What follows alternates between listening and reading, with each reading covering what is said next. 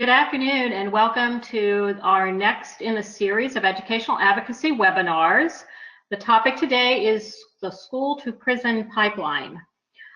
Just a reminder, we will not be having a webinar in December, taking a break for the holidays, but we will be back in January of 2018. So on January 17th will be our next webinar, and we will be getting a notice out to you all the early part of January, and then we will be, commencing the webinars again for, on a monthly basis with Dr. Kelly. So again, welcome, and I hope you find this webinar to be informative. And Dr. Kelly, are you ready to go? I am ready to go. Okay, hi everybody. Thanks for joining us, everybody. This is a topic that is near and dear to my heart. My unit is funded by the Florida Bar Foundation, so thanks to them for funding me for a school to prison pipeline grant. And our goal is to keep youth out of prison and in school. So let's see. Okay, so are kids really being pushed out of school? Because we all hear about this. It's kind of a trendy topic, the school to jail pipeline, school to prison pipeline. Is it really happening? I can tell you, yes, it is. Are children being pushed into prison is the header here. From school to prison, 40% of students expelled from schools each year in the United States are Black. 40%. Typically, African American students make up approximately 20% or less of the population.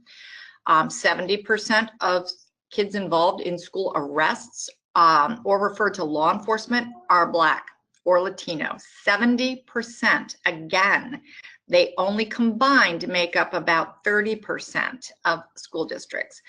They're 3.5 times more likely to be suspended than white students. They're twice as likely to not graduate as white students. 68% of all males in prison do not have a high school diploma.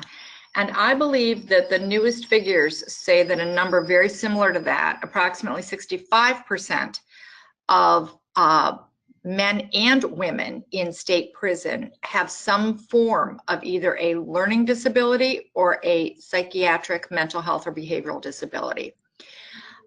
So you can kind of see where this is going. Now, what about kids in care? These kids, I know, are a particularly vulnerable group of children. So 50% of kids in the foster care system are Black or Latino across the country.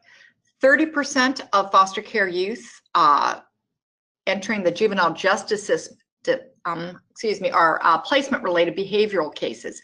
So that means that 30% of these kids have some kind of background of behavioral or psychiatric disorder. 25% of young people leaving foster care will be incarcerated within a few years after turning 18. That to me is the saddest number on this page. 1 out of 4 kids that leave our care will be incarcerated. 50% of young people leaving foster care will be unemployed within a few years after turning 18. 1 out of 2 will be jobless. That's astounding. And 70% of inmates in California state prison are former foster care youth. If your heart isn't broken after looking at this slide and how foster youth is affected, do a pulse check. So Florida can't be that bad, right? Like, these are national averages, so it must be like New York, California. Florida's school to prison pipeline is the largest in the nation. And here's the header: is talking back to your teacher increasingly leads to misdemeanor criminal charges? Experts say the arrests have lifelong consequences. This is from 2013. That is not any different presently. We see youth as young as 6 years old arrested at school. I have had 7-year-olds handcuffed. Typically these are kids with disabilities. So yeah, it's alive and well in Florida. Here's some numbers. The latest number from the Office of Civil Rights. In Florida, we've had 1,768 arrests at school. School referrals, this is yearly. School referrals to law enforcement were 16,747. So for the last year reported, over 18,000 students were arrested from school.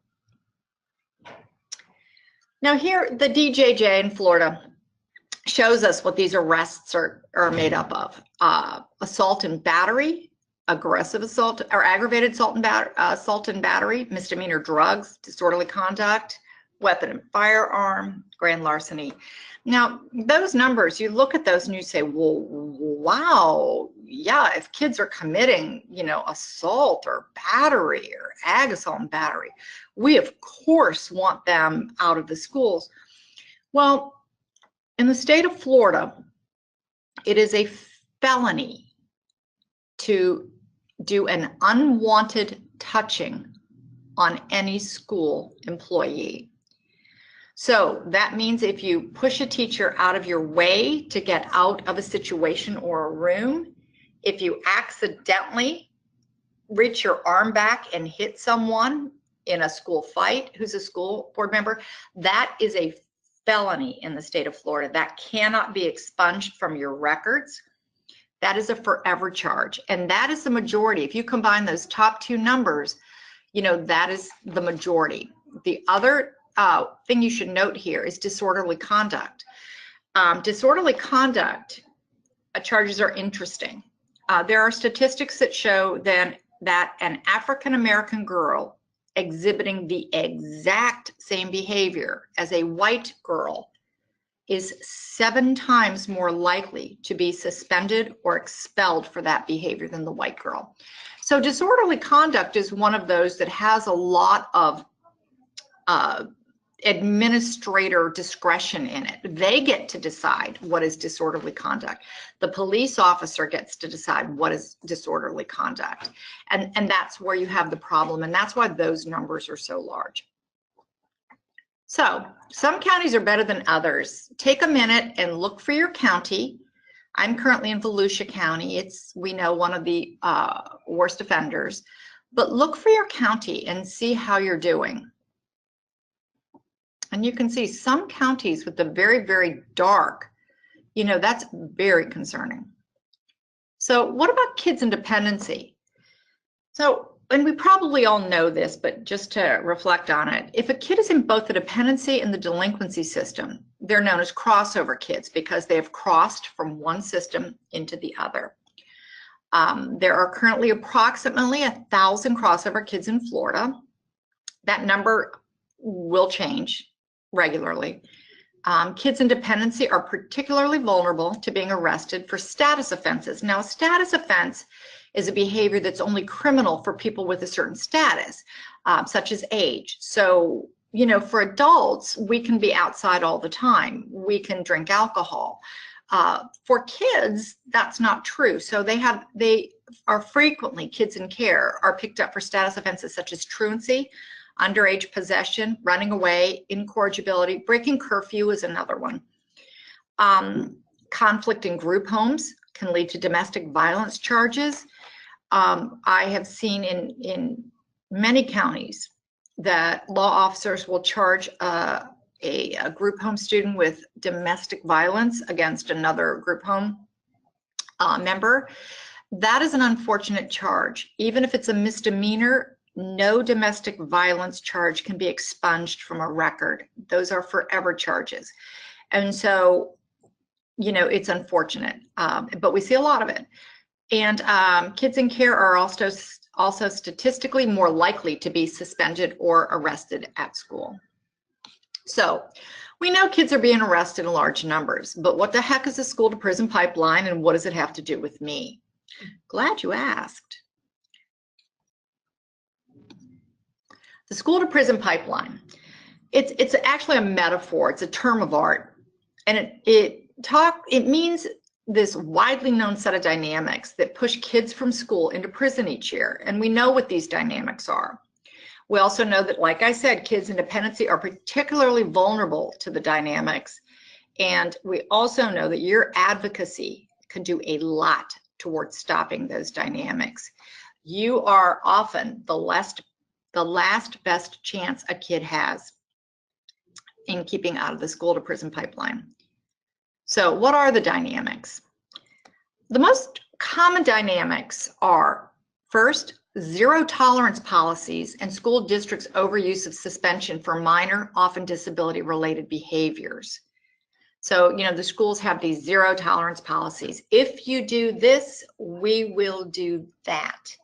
And this overuse of suspension, just suspending for everything.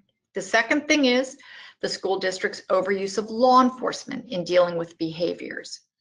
And so, staff gets very frustrated, especially if the kids have disabilities and are kind of high flyers, or with kids that they don't know, kids who have had a lot of transition, kid who comes mid-year, kid in foster care.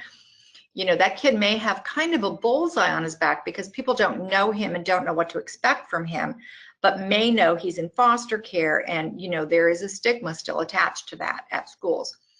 And then the third dynamic we know about is the school district's underuse of federally mandated supports and services for students, especially those with disabilities. And we've talked, if you've been to any of these webinars, you know that kids with disabilities, they're entitled to a whole bunch of programming and support and federal protections that aren't always given to them. So all three of these dynamics end up being discriminatory because it leads to higher rates of suspension, expulsion, and incarceration for kids of color and kids in care. And these lead to devastating outcomes for these students with disabilities. Factor 1, zero tolerance and suspensions. Zero tolerance policies and suspension. Zero tolerance policies require school officials to hand down specific, consistent, and harsh punishment, usually suspension or expulsion, when students break certain rules, regardless of the circumstances. Now, that includes, weapons, drug and alcohol, and significant bodily harm. I don't think anyone has a problem with suspending or even expelling a student who brings a weapon to school or is selling drugs at school. But unfortunately, in that zero tolerance policy, a lot of times is major disruption if the student is involved in a great big fight at school that may not be his fault or her fault. So that is zero tolerance policies. And the FLDOE, the Florida Department of Education, has information on their website that says the legislature finds that zero tolerance policies are not intended to be rigorously applied to petty acts of misconduct and misdemeanors, including, but not limited to, minor fights or disturbances. The legislature finds that zero tolerance policies must apply equally to all students, regardless of their economic status, race, or disability. Now, that's just an upside down way of saying, let's please be sensitive that if you would not exclude a wealthy white student, please do not do that to anyone else. So, according to the U.S. Department of Education, over 2.8 million students were suspended at least once during the 2013-14 school year, the last year for which the federal government collected data. The 2015-16 data should be out real soon. But yeah, 2.8 million kids were suspended at least once. That is a tremendous amount of time out of school. Students with disabilities were disproportionately represented in that number. They were twice as likely as their typical peers to be both suspended and arrested. And Black males make up at least 1/2 of all students suspended, although they only represent 8% of the overall population. So 8% of the kids are being suspended half of the time. Black males who are disabled are overwhelmingly the most likely to be suspended and expelled, and that number even increases if that child is in care. So the takeaway is Black males in care who have an IEP are the very most likely kids in America to be kicked out of school and arrested. So, you think big deal, so what? They get suspended, maybe they learn a lesson. Well, they don't. They have a day off from school. There's nothing in it that's ever statistically been shown to make any improvement in behavior. According to a study by Johns Hopkins University, Florida ninth graders who were never suspended out of school as freshmen have a 75% graduation rate. So if we don't suspend a kid, that kid will have a 3/4 chance of getting out of school with a diploma. But those who are suspended once have a 52% graduation rate. So right away, if you suspend a kid once, he's only got a 50-50 chance of graduating now. And those suspended twice have a 38% rate for graduation. Now, I will tell you, kids suspended more than 3 times have less than a 25% chance of graduating from high school. So if you suspend a kid out of school, what are the academic effects? Well, all the research studies show, and they were too numerous to cite here, they get further behind academically. They get further disengaged from academics. They increase the likelihood of more poor school behavior, more suspensions, dropping out. They increase the likelihood that there'll be community legal involvement, because what are they doing? They're home alone during the day, so they're just there to get in trouble. And students with emotional, behavioral, or learning disabilities who are more likely to be suspended than other students, they continue to have increasingly serious outcomes. So the long-term effects, so they're the academic effects. That's what happens at school when you start to suspend kids. But what are the long-term effects? A suspension can be life-altering. Suspension is the #1 predictor, more than poverty, of whether kids will drop out of school and walk down a road that includes greater likelihood of unemployment, reliance on social welfare programs, and imprisonment. And that is true. Suspension, even one, is the #1 indicator of where that kid is going to end up. So what's the financial cost of dropping out? So they did this huge study at the Center for Civil Rights Remedies. It's through UCLA. And they showed that student suspensions cost the nation more than $35 billion, that's right, billion, in lost tax revenue and increased social expenditures.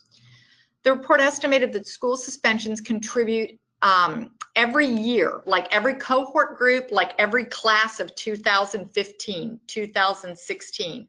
That class, 67,000, almost 68,000 additional high school dropouts happen just because of the suspensions, okay? And then you multiply that by every 10th grade cohort from every year, and the cost could easily exceed $100 billion in lost revenue. So dropouts earn over the course of their lifetime $330,000 less. Each individual dropout costs the nation more than $163,000 in lost tax revenue in a lifetime. That amounts to $11 billion of lost tax revenue nationally. Each dropout incurs more than $360,000 of social expenditures, such as increased healthcare expenses that cost all of us more than $24 billion. A 1 percentage point reduction in the national suspension rate would save the nation $2.2 billion in fiscal and social losses over the lifetimes of those individuals. And cutting the suspension rate in half would result in $17.8 billion of savings, including a $5.5 billion in additional tax revenue, $2 billion in health savings, and $3 billion in crime savings. Because don't forget, it's a multiplier factor. A kid drops out of school, now his chances of going to prison are greater. Well, that's lost income, plus then he's on the dole for, we have to pay for the prison facilities. We have to pay for the health care. We have to pay for everything that goes with that. We pay for all the prison programs they may take. So it becomes extraordinarily expensive to suspend these kids. So suspension and zero tolerance, that's the first thing. Second factor that pushes kids into the school to prison pipeline is this overuse of law enforcement in the schools. So in 1970, very few of the schools we went to had school resource officers, very few of them. In 1997, well, maybe 20% of them had it, but they were there for the DARE program. Remember the DARE program to, keep kids off drugs? That's where that number came from. Well, 2003, 2004, we started to get concerned about safety in the schools. So 35% of the schools had them. 2007, 2008, it was up to 40%. In 2017, 47% of all schools have some kind of law enforcement officer present. That does not include schools that have a shared law enforcement officer with another school. Why? Well, these are all the school shootings in Sandy Hook. If that number doesn't terrify you, I don't know what to tell you. This number actually is now incomplete because in the last week, there have been 2 school shootings in the United States. So sadly, though, school resource officers have not effectively stopped any of these shootings, nor have they been shown to improve school safety in any way. Despite it, funding for police presence in schools keeps increasing exponentially. People keep thinking that having law enforcement in the school is going to prevent these events, and sadly, there is absolutely no proof that they have saved any lives in these events. Here's another concern about having law enforcement in the school. Who are these school resource officers? Well, they did a study in Georgia, our neighbor, and they looked at the number of the percentage of officers that were previously forced out of another law enforcement job in Georgia. So you can look at all of these school metro police, school police Georgia overall, county and municipal police in metro Atlanta. These are all organizations that provide law enforcement to the schools. You get down to Clayton County Police Force. You know, almost 20% of those guys had been forced out of another job. I am not saying school resource officers are bad people. I don't believe that they are. But I do believe when I pull the personnel files of the law enforcement officers in the schools that I work in, a lot of those people were found to be unfit on some level for road work, to be out in the community because it was either too stressful or they, had had another problem. And it is widely known that school resource work is considered, in quotes, easy work. Well, anybody who's ever been around kids or teenagers all day know that it can be quite challenging. So what does improve school safety? If I'm saying it's not maybe law enforcement, what is it that does improve school safety? Well, identifying students with behavioral and mental health concerns, finding these kids. We know who these kids are, the Columbine shooters, the Sandy Hook shooters. People knew who these kids were. Supporting those students who have behavioral and mental health needs. That would mean providing services to these kids, counseling, community services for these kids, training staff to identify kids who may be struggling. Every time there's a shooting incident, they always interview, other kids. They interview staff members, guidance counselors, that they all said, yeah, he was a lone wolf. He was by himself all the time. And developing anti-bullying curriculum and district procedures that are valid and reliable, because most of these kids who shoot up these schools have been bullied. And while I'm here, another thing, a trend that we're seeing increasingly is parents going into school and being violent. Parents have a right to be in a school. They'll go into a school classroom and hold someone hostage. Again, getting training in de-escalation, having your staff trained in de-escalation, having your staff trained in what to look for mental health would help a great deal towards school safety. So factor 3, the underuse of supports and services for kids with disabilities. This will sound familiar to any of you who have been to the other webinars. In Florida, the last year, that they collected data, 2013-14, there were 47,000 kids with disabilities suspended from school and 108 expelled. Students with disabilities, like we said, more than twice as likely to be suspended or expelled, and Black kids in Florida with disabilities are between 3 and 5 times more likely to be suspended. In some counties in Florida, they are up to 7 times more likely to be suspended than typical white kids. So what are the effects of suspension on kids with disabilities? And this would apply also to kids in care. If that child is suspended or arrested, they are excluded from all the educational opportunities. They are missed instruction. It doesn't fix the underlying cause of why they felt the need to misbehave. It just adds to the burdensome academic challenges. Each further exclusion leads to more statistically negative outcomes. And then you get this vicious cycle, and I think we can all imagine that. Everyone who is engaged in educational advocacy has seen this.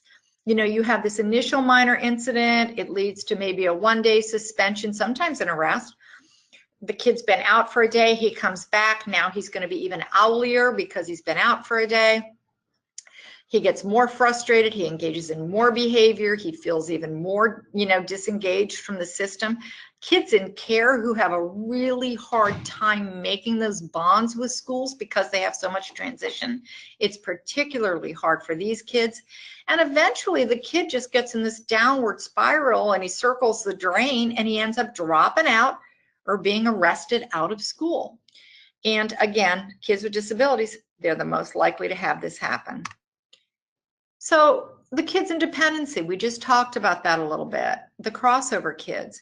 You know, when you factor in these transitions, this lack of educational and familial support, these kids are educationally disadvantaged to begin with. I can promise you the vast majority of kids' academic files that you handle, if you look through, you will see a history of retention or academic promotion, which means they should have been retained. You will see a history of failure. You will see a history of behavioral incident reports in the majority of those kids. Trauma, abuse, and neglect often lead to the behavioral issues that trigger these suspensions and arrest. We need to, as a community of caretakers for these kids in dependency, we need to Google trauma-informed care and become very familiar with that so that we can advocate for schools to use trauma-informed care with these kids. Trauma-informed care means finding out why these kids are doing this. You know, what bad feelings are they trying to burn off with bad behavior instead of suspending them? So again, Google trauma-informed care. I'm sure that most of you have been trained in that, but if you haven't, familiarize yourself. And then due to the multiple transition, the kids in dependency aren't identified as often as other kids because no one wants to start, no school wants to start that process only to have the kid leave in 3 months. So what can you do to help stop the school to prison pipeline? You can do a lot. You can advocate, advocate, advocate. Suspensions may mean an unidentified disability area. And for some of you, I know I'm preaching to the choir. Kids with learning disorders avoid school and they check out. Kids exposed to trauma, abuse, neglect often manifest trauma as behavior disorders. They are the kids who are oppositional. They are defiant. You know, they will disagree just to disagree. Kids in dependency, like I said, they don't have parents or caretakers who have advocated for them in the past, leaving them educationally disadvantaged. And they may not currently, all but for you, have anyone now who who will advocate, who will stand up for them. A lot of times kids in care, they have these school meetings and, you know, unfortunately the adults are just busy trying to get back to doing the rest of their jobs. You know, there's no one except for the guardians, you know, volunteers. There's no one who really is vested enough to sit down and see this process through for these kids. And kids in dependency often lack a historian who see the long-term struggles. So you pick up a file, it's a new kid, you may not realize this kid has been struggling. This kid may have learning disabilities nobody's even noticed. He may have been struggling for years before he came into your system. So what we truly believe is by the time a kid is arrested a lot or suspended, it means that that kid is possibly a student with a disability who's not receiving the appropriate services. I would encourage all of you, if you have a student who has been arrested, is, you know, has been arrested more than once certainly, or is being suspended at school, look to see if that kid needs an evaluation from the school district, if that kid needs more support than they're getting. Chances are good that they will need that. And you have the power, use it. I would encourage all of you, you guys are like superheroes to me, and I mean that.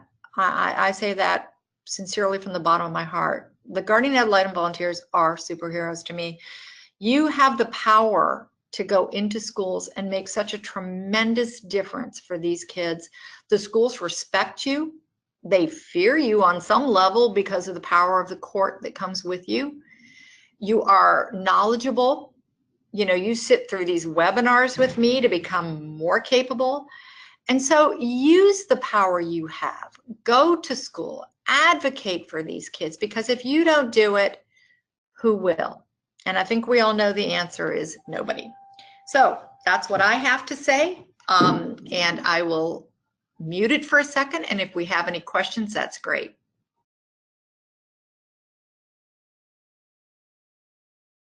Okay, I don't see any questions popping up in the chat, unless, Mary Kay, do you have anything? Mary Kay, you there? Kelly? I do. I have a few questions that have come up. The Okay. first one, Dr. Kelly, is I did not see anything about how many white kids go to jail or prison in high school, only Black and Latinos. Okay, that's a percentage. So if you say that a kid is X more likely, right? So say that it's all based on a risk ratio. So if you say that 47% of all kids who go to jail out of school are Black, and then you know that the remaining 53% are white, Latino, and Asian.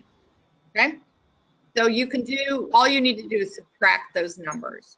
It is, I will tell you that it is disproportionately Black and Latino, and in Florida, surprisingly, it is by far more disproportionately Black even than Latino. So I would say in most districts we see, in most school districts we see, Black kids make up between 8 and 16% of the district, but they usually comprise between 47 and 68% of the arrests. So I mean, just make those pie charts in your head, right? 8 to 16% of the district. You can make a pie chart in your head and see what that looks like. And then you do 48 to 68% of the arrests, and you can see, there's something going on there. There's something going on there. Okay? Thank you. And I have another one. It is, you mentioned students of color. Are there any statistics about a school with a Black administrator, Black teachers, and a Black population of students versus a white Latino administrator, white Latino teachers, and a predominantly Black student population? That's a great question, and the answer to that is not that I know of. I can tell you, though, from personal experience that it does not seem to matter, and that has been very, kind of enlightening / difficult for me. It does not seem to be who is in charge of the school. It does not seem to be related to the color of the administrator. For instance, we filed a Department of Justice complaint against a school who had a very high number of Black and disabled arrests, and that principal was an African-American man. His assistant principal was an African-American. The teacher was African-American. So it really, I think it's more of a school culture than it is who's in charge. Now, if anybody has, while I'm here, if anybody has another advocacy question not related to school to jail, I can take those too while we've got the time. So just let me know. I've got Dr. Kelly. Mary Kay, did you have another one? I did. I have two more. Okay. One is, will I be permitted to show this PowerPoint to teacher organizations? Yeah, I mean, as long as I would ask that you get back to me and just let me know where it's going. Send an email through Patty or whatever, but yeah, of course. Just let me know what you're doing with it, because we keep track of our impact. We like to know how far it reaches, and we're always glad to share. Okay, great. Let's see. I'm sorry, I'm waiting for a follow-up from one question. Sure. Are there Okay. statistics showing the effectiveness of in-school suspension? It's the exact same data. In-school suspension, the problem is this, you're excluding a student who probably wants to be excluded. I mean, we all remember being a teenager, right? You would say something maybe disrespectful to your mom, knowing that she was going to put you in your room or tell you, go. The whole purpose of bad behavior is to get away from the adults. And so that's why suspension is really not effective. What they have found to be more effective, and I didn't do a part on it because most schools don't use it, is restorative justice. This restorative, the kid has to make amends, the kid has to do some work around the schools. We have been working on trying to get schools to use that. Even though it's in a lot of their code of conducts that they do use it, we have never found any examples of them actually using it. I believe Broward County, for those of you down there, may use it, but that's the only example I can think of. Thank you. Patty, do you want to go ahead and then I can see if we have any others? Okay, yeah, I'm looking. What happens when you have a teen with an IEP? He is failing. I have reached out to counselors, teachers, letting them know he is giving up, not showing up, no support at foster home. What do you do? He's ready to give up and drop out. Yeah. Okay, if he's under 16, he doesn't get to. If he's under 18, I think in Florida, they still need to have the parental consent. So of his caretaker. So the answer to that is no, he's not going to drop out, but he is likely to truant himself. I would go back through the previous webinars. There's a lot in there about having students identified for special ed, but also that student sounds like he's identified, but also asking for increased supports and services. I would call an IEP meeting. If the student has an IEP, I would call an IEP meeting and I would get people to make a plan for getting him back in school and for re-engaging him. Oftentimes districts have credit makeup facilities where he can, go make up credits if he's lost credits. But he needs a mentor. He also needs someone to check in with every day. We do that a lot for kids. Where someone on the team, the guidance counselor, a coach, a favorite teacher, will do a daily check-in with that student. Make sure he's at school. If he's not at school, follow up with the kid, That's what I would do. Okay. I've got another question that just came through email. Great. And I apologize. I was saying use chat, but it seems that maybe you all don't have chat, but you have the ability to hit the question mark and then give us a question. So I'm going through and trying to find all those of you who have a little question mark next to your name or have your hand raised. So we will get to you. But here's the next question. I have a young man who was arrested on Monday. He is going to court on Friday, and we are hoping to get him monitored house arrest. I have little experience with DJJ, so I don't know if he would be allowed to go to school. Can the school refuse to let him attend? And if so, can we ask for a home tutor? Yeah, Patty, can you find out what county that is for me? I know which county it is. It's it's like, I'm pretty sure it's St. Lucie. Okay. Just because it might be Martin County too. I mean, I know the Guardian who asked it. So. Oh, okay, cool. All right, so here's the deal. If the student has committed a felony that they believe could impact the safety of other students, then yes, they can put him on homeschool. Now, if he has an IEP, he would be on what's considered hospital homebound or homebound services, either one. And he would be receiving probably a few hours of education from the district a week. So if he's got an IEP, he's entitled to have that at home. If he does not have an IEP, they will probably put him on Florida virtual without support. And at that point, the group home manager, the foster parent, whoever is involved, is going to have to supervise his education. Was there more to that question? Did I miss more? Yeah, they can't keep them out of school if it's a felony that causes alarm or, you know. Mm-hmm. But then you can ask for it. Yes, and if he's got an IEP, you can ask for homebound IEP services. Yep. Also, too, there's a rule in Florida. There's a rule in Florida that if a student commits a felony, the court must report it to the student's school, which I find kind of horrifying, right? They have to report these to the school. And sometimes things are felonies that don't have any danger to anybody else. So we run into that. Then the school has to have a meeting when the felony is reported to determine whether the student is safe to return to school. So that's one interesting thing about Florida that's different from other states.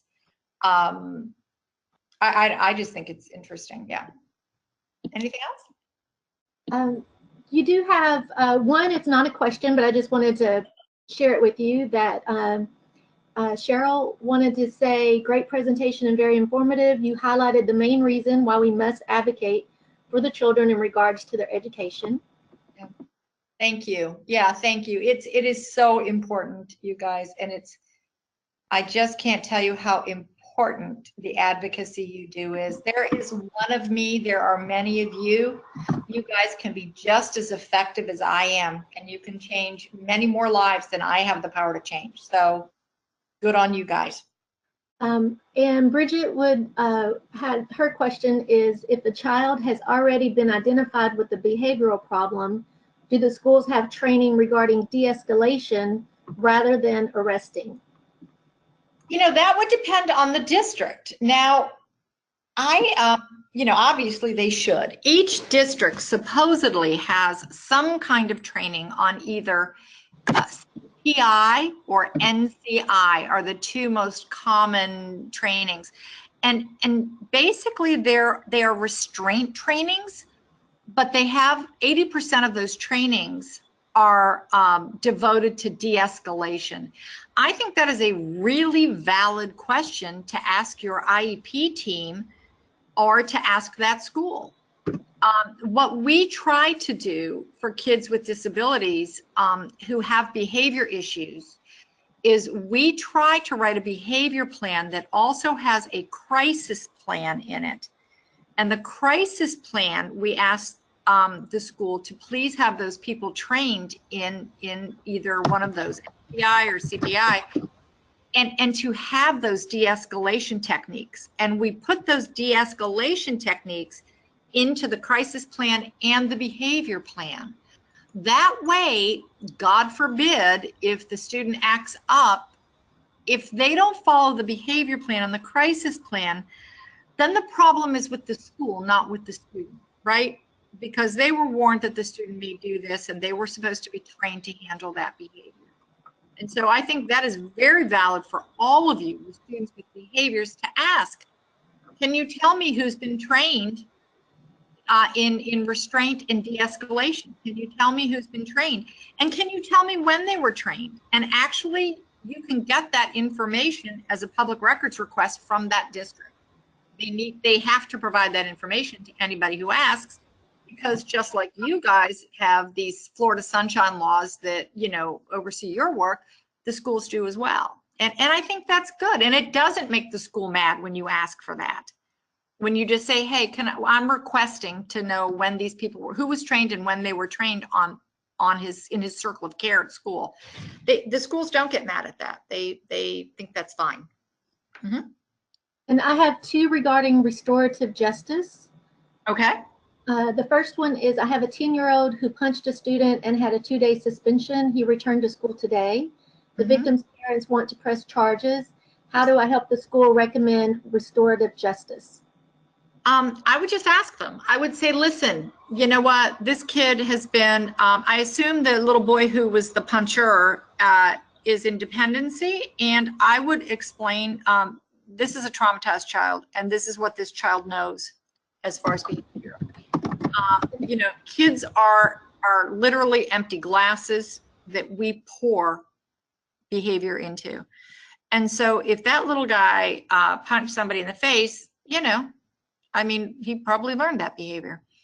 And so I would find a kind way and a sensitive way to approach the school and say, I'm worried. This is a child who's been traumatized, and we need to start, talking about trauma-informed care with him. And I would like to also work on some empathy training with him and, get that in his IEP. They'll call it social skills training. You will say that's great, but we also need some empathy training in there. And then as part of the restorative justice to say, I would like this mediated between these two little boys if the other parent will agree to it. If they won't, I would like this student to be encouraged to write a letter of apology to this student. Because look, that's the way the rest of us get through life. We all screw up, right? But we all know how to say, honey, I'm sorry, I didn't mean that. I wasn't my best self. And so I think, teaching these kids, especially these kids who have possibly learned really aberrant behavior, I just think it's going to benefit everybody. Thank you. And then the second one regarding the same topic is more for guidance. Can we question a school about why they chose suspension instead of restorative justice? Can we challenge if we think restorative justice was warranted? Sure, you can. I mean, as long as you're respectful, you can, basically ask any question you want. I would suggest getting the code of conduct from that district, and probably somewhere in that code of conduct, and again, they're online, and you can print the pages you need. I would say, if there are alternatives to suspension talked about in the code of conduct, I would ask, can we talk about why we chose suspension instead of these things? Can we talk about how we can move toward these things for the student? Because this is a student with significant needs, and instead of just pushing him to the school to prison pipeline, why don't we, push him toward things that will increase his skill set at school? So, and the other thing too, you've got a kid who's getting suspended, they need to push in more services, whether it's social skills training, counseling as a related service. That is a red flag. If they exclude a kid with a disability, that is a red flag that they need to do more for that student to prevent further exclusions, because suspensions under the law are considered exclusions of people with disabilities. And just like we don't exclude people with disabilities, we don't put them in our attic, right, anymore. We don't keep them in the basement. We now know at schools we don't throw them out simply because they're manifesting a disability. Okay. Another question is, how does a student qualify for a DJJ diversionary program? That is actually at the behest of the court. When an information report is sent to, a charging document and an investigation is sent to the state attorney's office, they will decide whether, and their offices are different. Some people they go to the diversionary office first to see if they qualify. When you're talking about something like civil citation, which is basically kind of a ticket, when you're talking about that, that is at the, at the pleasure of the charging officer. So the officer himself can make the decision to check civil citation instead of, forward to the state attorney. But yeah, the state attorney's office decides that. Now I have called the state attorney's office before, and always speak to your supervisor. Do not reach out of your lane and contact anybody, but have that conversation. Is somebody willing to contact the state attorney or the assistant state attorney for juveniles and just have a conversation and say, hey, listen, this is a kid with disabilities. Is there something we can do? Is there a diversion program? Can it be referred back for diversion?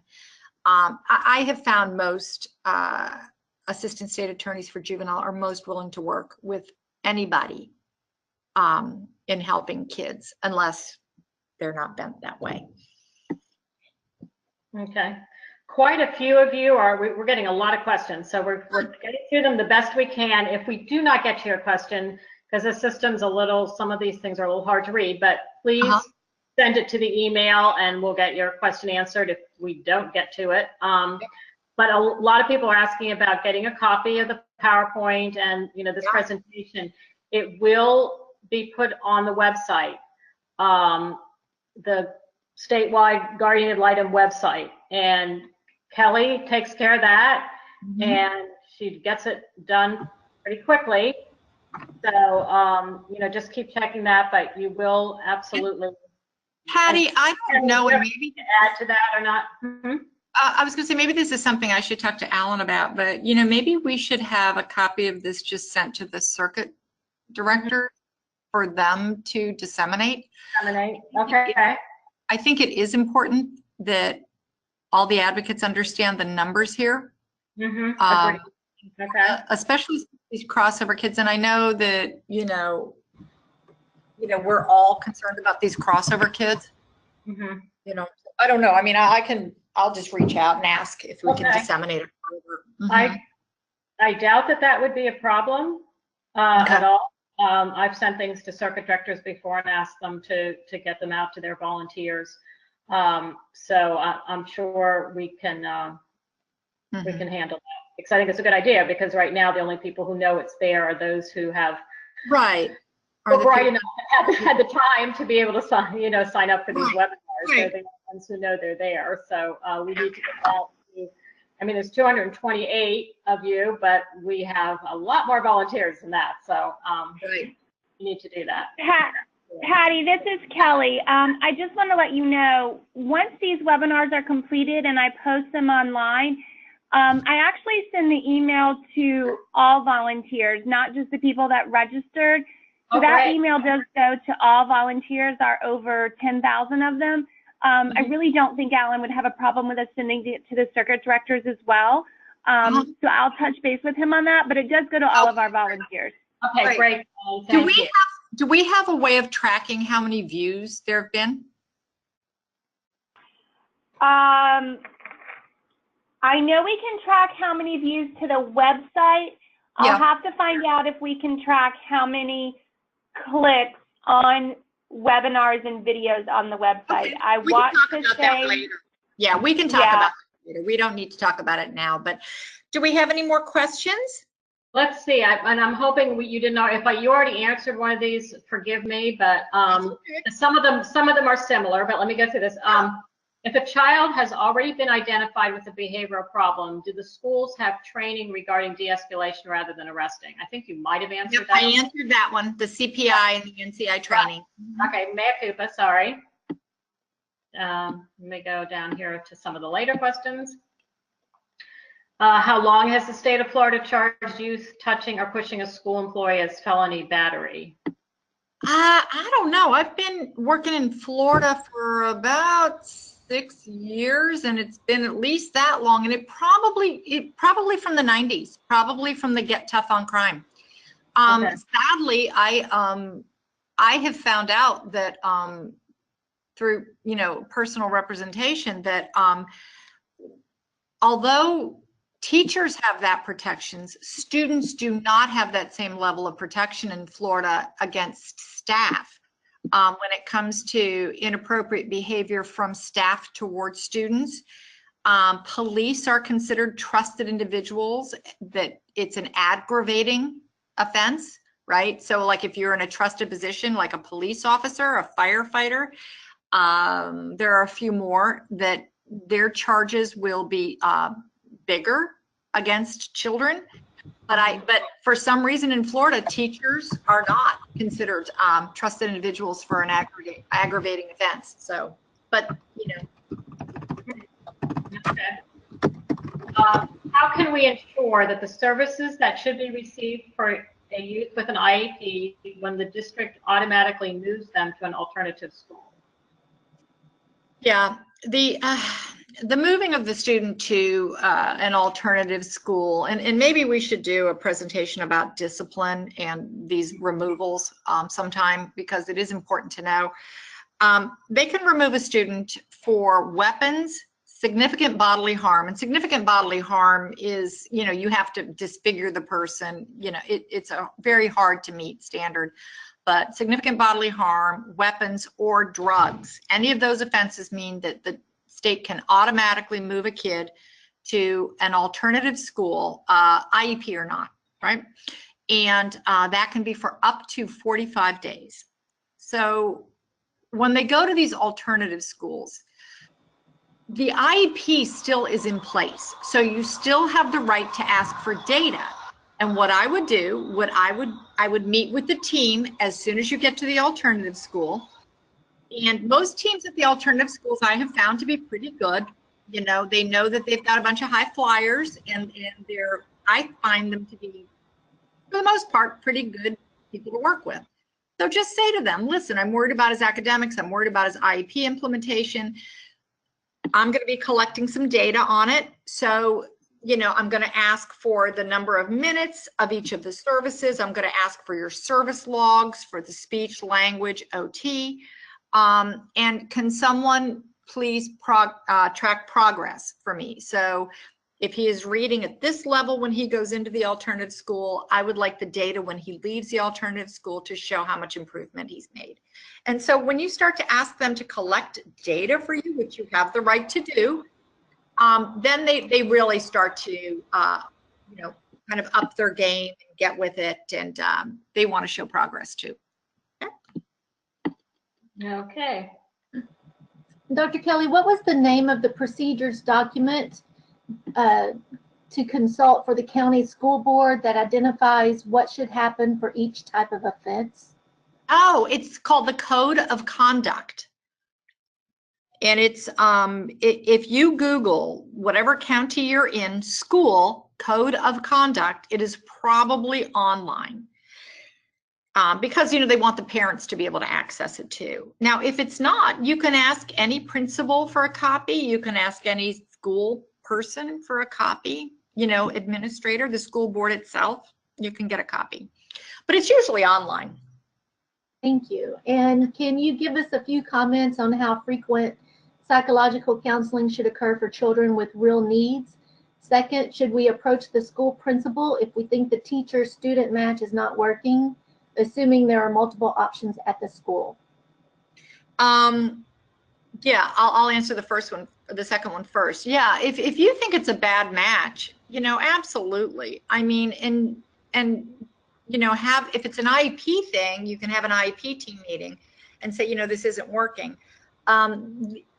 If it's not an IEP student and, you know, you're having a bad match, you may want to look to see if that student does have a disability, because, you know, typically most typical kids get along with their teachers. They may not love them, but they can get along. But even without that, it would be the same as any of you who are parents. You know, you would just simply have a school meeting and say, you know, look, this teacher I'm sure is a fine individual, but this is not a great match. Could we move? You know, and if you can't move, then I would suggest starting to get some fail safes put in there. You know, get regular communication from the teacher, start to collect data on progress, you know, all of that stuff, so that you can kind of then go back and make a case for, well, you know, it seems like there's a lot of negative behavior from the student in this room, or he's not making progress or whatever. But yeah, when you start asking people to collect data, most teachers would prefer to move the student than to have to collect the data, sadly. Oh, and then the other part of that was counseling as a related service. On the IEP, there's two kinds of counseling. There's counseling as a related service and educational counseling. Educational counseling can be done by anybody, and it's literally, you know, stuff like, hey buddy, how you feeling today? So try not to go with educational counseling. Try to always go with counseling as a related service. CARS, counseling as a related service. And that needs to be done usually by a school social worker, school psychologist, or sometimes a guidance counselor. And I would ask, if the student has significant needs, I would ask for an hour a week to start. I would ask that it be done in 2 half-hour sessions, and ask that the counseling not be always out of the same class, because he's going to get further behind in that class. So it can be like at the end of lunchtime, it can be whatever, but yeah, counseling as a related service. And I would start with twice a week, 30 minutes each time. Okay, I don't know how familiar you are with Orange County, but I'm familiar.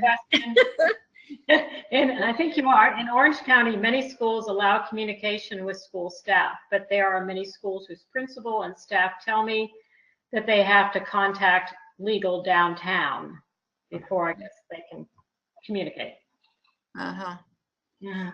Uh-huh. I'm like, okay, so over there, it's interesting. In Orange County, you guys have the benefit of having Orange County Legal Aid, who oversees the GAL attorneys over there. And so I would say if that school says it has to go through legal, I would reach up through your coordinators to Bethany Barber, who is the executive director of Orange County Legal Aid Guardian Ad Litem, and see what's going on, because it may be that that there are other students in the school that are already have risen to the level of having their Guardian Ad Litem lawyer involved. So, yeah. Okay. All right. I guess we are at the hour mark, or a little past. Everybody's really hung in there. I really appreciate that. I'm sure there are some questions we haven't answered. Please, please send them to the email address that we've given you all. And or do you have something, okay? If you have questions during the week too, I mean, or between the webinars, if you just have questions, feel free to set them there. You know, Patty's real good about forwarding them to me, and Mary Kay, and I'll be glad to answer them.